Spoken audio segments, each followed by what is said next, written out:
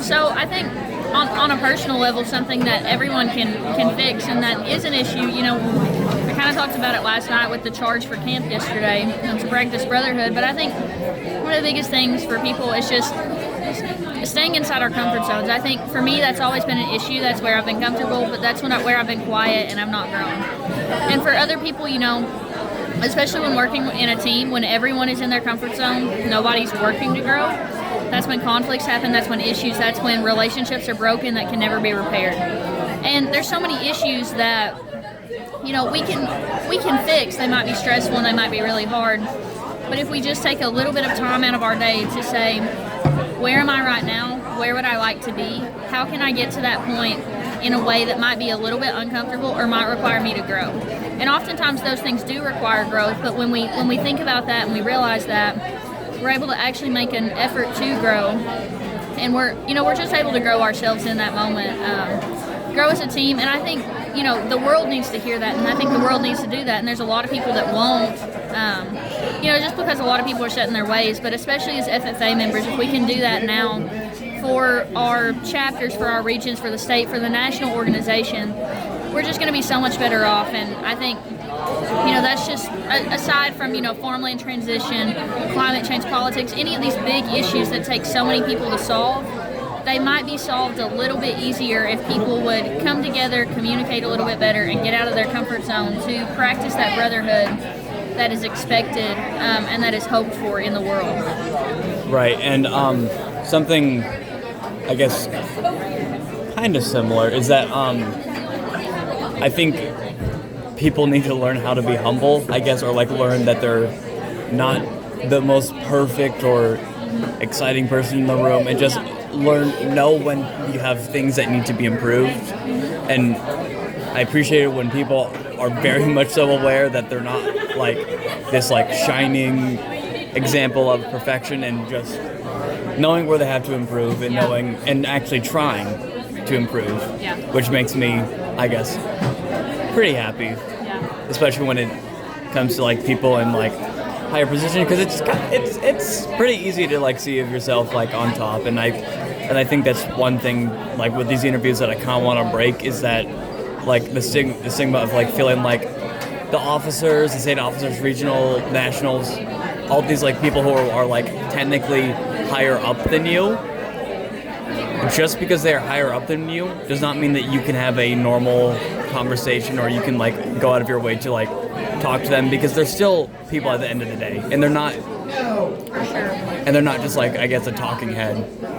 Yeah, I think a perfect example of that is actually having the National FFA President Thad Bergschneider here this week.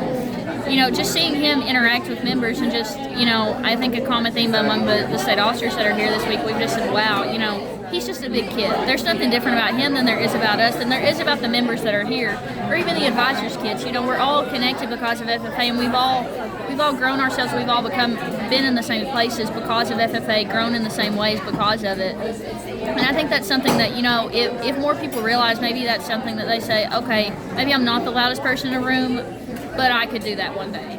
Or maybe I don't want to be a state officer, but I could do pretty big things for my chapter in my region. Right, and something I've always, I guess, wanted to do ever since I first met my first ever state officer in 7th grade was I want to be one, but at the time I didn't really.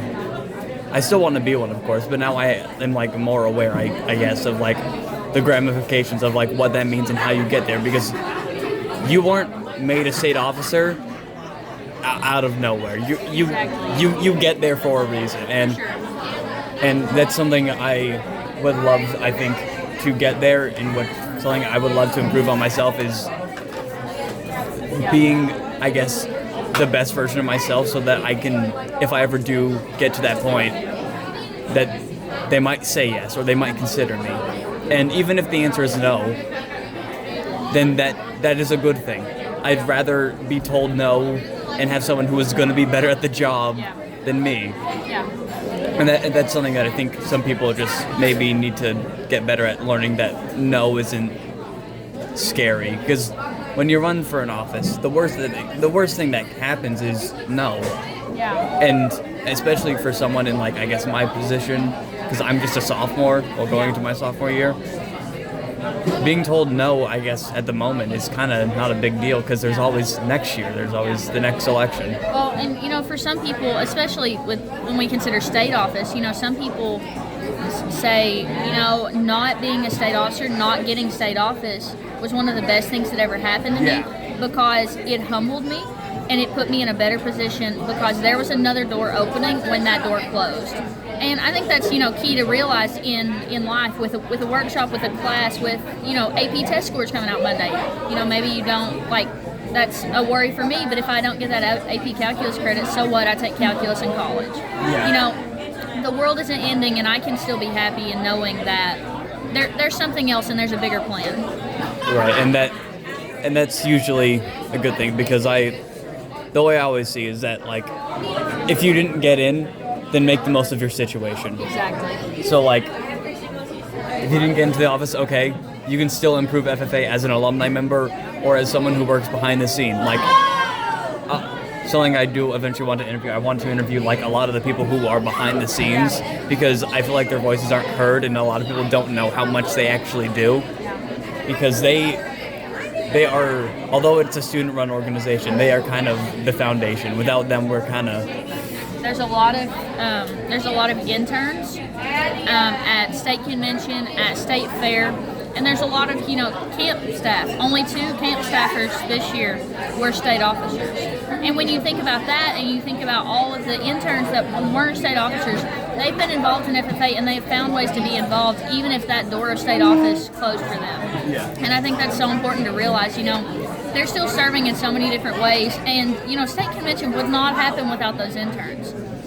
State fair wouldn't happen without those interns. FFA camp would not happen without those summer staff that just have a passion for agriculture, have a passion for teaching others what they've learned through FFA and the value FFA has had in their lives.